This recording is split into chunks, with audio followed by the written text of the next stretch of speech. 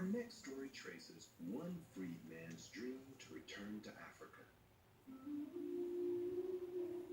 By the early 19th century, the United States was home to increasing numbers of free blacks. In some places, much of the white establishment considered their status was growing alarm.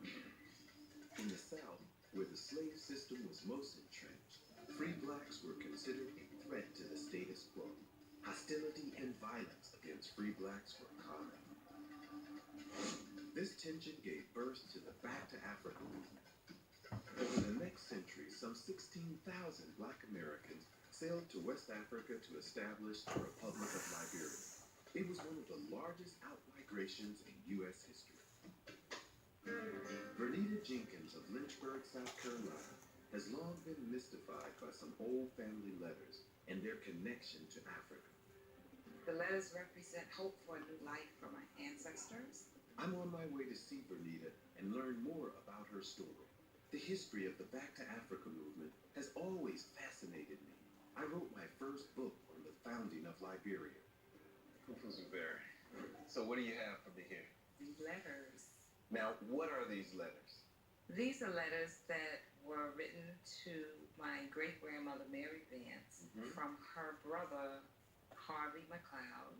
The correspondence spanned from 1875 to 1880, but it is this letter from 1877 that has caught Vernita's attention.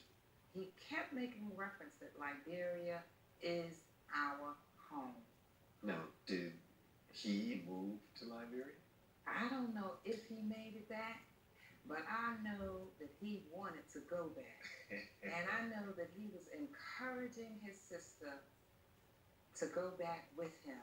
What do you know about Harvey McLeod and Mary Vance? I was able to trace the family back to 1810. Vernita tells me her great-grandmother, Mary Vance, remained in South Carolina, but the family lost track of what happened to Mary's brother, Harvey McLeod, beyond this 1877 letter. What would you like me to find out for you? Did Harvey McLeod make it back to Liberia? It's pretty exciting that you kept these documents alive. So do you mind if I take the letters with me? You most certainly can, as long as I get them back. You're sure to get them back. The idea of quitting America and going back to Africa is as old as when the first Africans arrived here enslaved and in chains.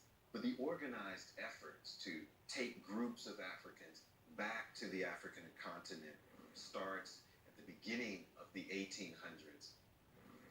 Let's just look at the quality of the letters. They're definitely on old paper.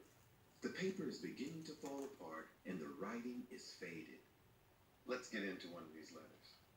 Dear sister, hope that God will change your mind to come and go to Liberia, Africa with us. And here he states, Liberia is our home. It's written from Archer, looks like Florida, December 18th, 1877. By this time, Liberia was an independent nation run by free blacks. It's not hard to imagine Harvey McLeod's curiosity about life there. We all done sent a delegate on to see after the country. It was common to send a representative ahead to report back about Liberia because migration wasn't easy. We want to try and get off between now and January next. He's clearly concerned about keeping the family together. He's asking after other family members. He talks about his mother. He says he didn't see her again until we all got free. So the family had definitely been enslaved. And here he's trying to muster the family up. Let's quit this place and go to Liberia where we can find some freedom. Powerful. I'm headed to the Library of Congress in Washington, D.C., which holds the majority of records related to the American Colonization Society. I'm meeting historian Marie Tyler McGraw, who knows the archives well. The guy I'm investigating wrote these letters, and he was interested in migrating to Liberia. Oh, yes.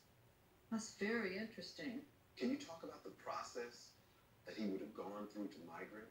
The process would involve him getting in touch with an organization called the American Colonization Society, founded in Washington in 1816 by a group of white men who felt that free blacks in America should be resettled somewhere. But in 1876, Marie explains how the society was supported by different groups for very different reasons. Its founders included Kentucky Senator Henry Clay.